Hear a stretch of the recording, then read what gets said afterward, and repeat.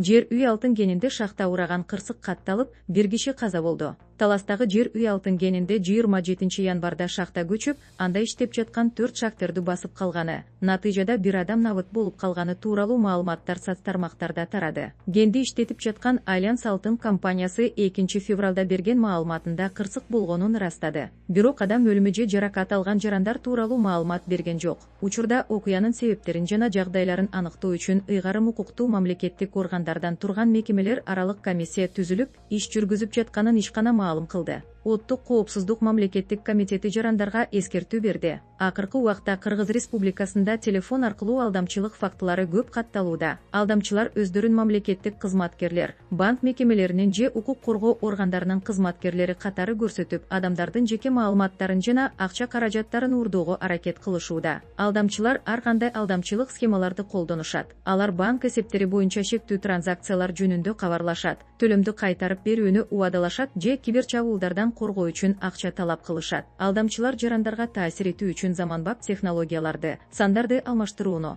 психологиялык ыкмаларды колдонушат. Анын үстүнө акыркы убакта УКнын кызматкерлеринин, анын ичинде мамлекеттик комитеттин жогорку жетекчилигинин ысымдарын атаган учурлар көп кездешүүдө. Мындай аракеттер Кыргыз Республикасынын кылмыш жаза кодексинде каралган кылмыш болуп саналат. Ыкчам иликтөө иш-чараларынын жүрүшүндө УКмнын кызматкерлери Кыргызстандан да, чет өлкөлөрдөн да алдамчылык телефон чалууларды жасаган бир нече топтун ишмердүүлүгүн аныктап, алардын ишин үзгүлтүккө учуратышкан. Бул фактылар боюнча кылмыш иштери козголуп, тергөө иштери жүрүп жатат. Буга байланыштуу Улуттук коопсуздук мамлекеттик комитети бардык жарандарды сак болууга жана телефон аркылуу шылуундардын провокациясына алдырбоого чакырат. Тактап айтканда, Улуттук коопсуздук мамлекеттик комитети жарандарга эскертет: эгерде аларга шектүү чалуулар түшсө, сүйлөшүүнү дароо токтотуп, УКМКга кайрылыңыз. Кыргыз Республикасынын УКМнын жетекчилигине тиешелүү делген шектүү электрондук каттарга, билдирүүлөргө, суроо талаптарга жооп бербеңиз. Жеке маалыматты, коддорду, сыр сөздөрдү же банк картасынын номерлерин ачыкка чыгарбаңыз. Телефондук же онлайн суроо талаптарга жооп катары чалган адам өзүн банк же мамлекеттик органдын кызматкеримин деп айтса да,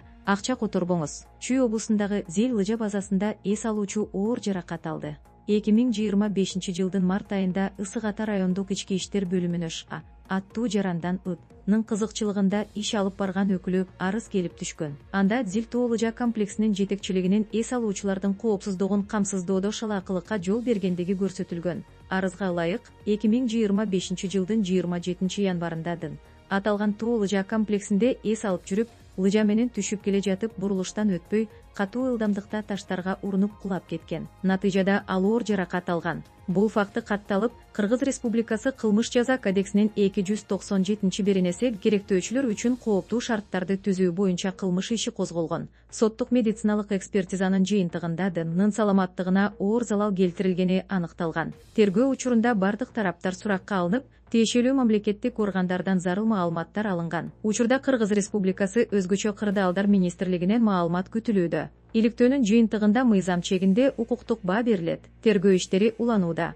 Россия бензин, дизель экспортуна чектөө киргизди. Россия өкмөтү бензин, дизель отуну жана башка мунай продуктуларын экспорттоого убактылуу тыюуну 2026 жылдын 31 июна чейин узартты. Чечим ичкер ноктогу тартыштыкты, баанын өсүшүн жана мунай иштетүүчү заводдордогу көйгөйлөрдү жөнгө салуу максатын көздөйт. Кыргызстан Евразиялык экономикалык союзга киргендиктен тыюу формалдуу түрдө тиешелүү эмес. Бирок Россиядан экспорттолчу көлөмдөрдүн кыскарышы аймакта күйүүчү майдын баасына жана жеткирүү логистикасына кыйыр таасир тийгизиши мүмкүн. Айрыкча жаз жай мезгили жакындаган сайын бензин менен дизелге болгон суроо талап өсүп, баанын жогорулашы коркунучу күчөйт. Бул жеке айдоочуларга да, айыл чарба жана курулуш тармактары үчүн маанилүү болгон дизель отунун колдонгон ишканаларга да таасирин тийгизиши ыктымал. Росстаттын маалыматына ылайык, январь айында Россияда бензиндин баасы 1,8%, дизель отуну 1,4% кымбаттаган. Улуттук коопсуздук мамлекеттик комитети таласта прокурордун орун басары пара талап кылгандыгы үчүн кармалды.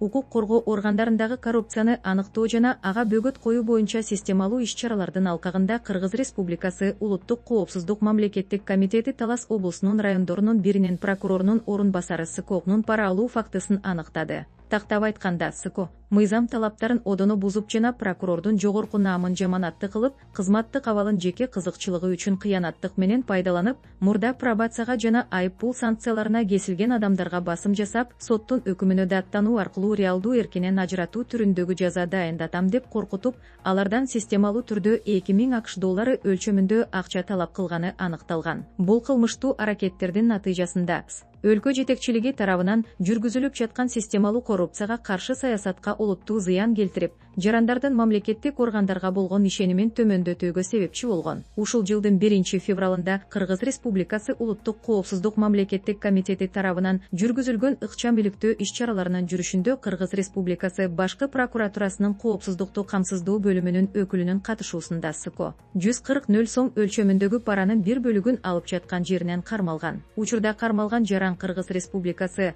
УКМнун убактылуу кармоочу жайына киргизилип, мыйзамсыз ишмердүүлүктүн башка фактыларын, ошондой эле башка кызмат адамдарынын катышуусун аныктоого багытталган бир катар тергөө иш-аракеттери жүргүзүлүүдө.